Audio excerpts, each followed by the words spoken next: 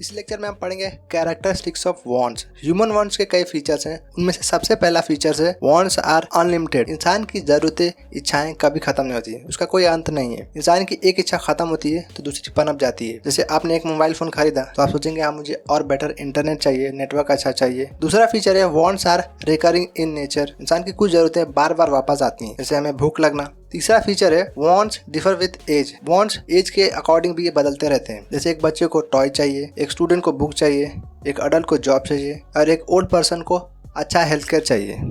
Wants differ with gender. Want gender के हिसाब से भी बदलते हैं। जैसे एक वुमन को ज्वेलरी चाहिए और एक मैन को दाढ़ी बनाने के लिए शेविंग किट चाहिए।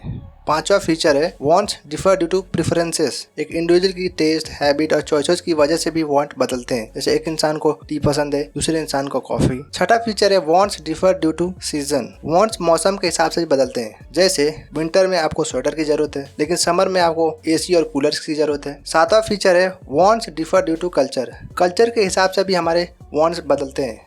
जैसे इंडिया के कल्चर में कुर्ता पाजामा लोगों की वांट्स हो सकते हैं, लेकिन वेस्टर्न कल्चर में जीन्स और पैंट्स और फैशनेबल चीज़ें। वांट्स हमेशा लोगों के हिसाब से भी बदलते हैं। लोगों के हैबिट्स, ड्रेस स्टाइल, कल्चर भी काफ़ी इन्फ्लुएंस करता है लोगों के वांट्स पर।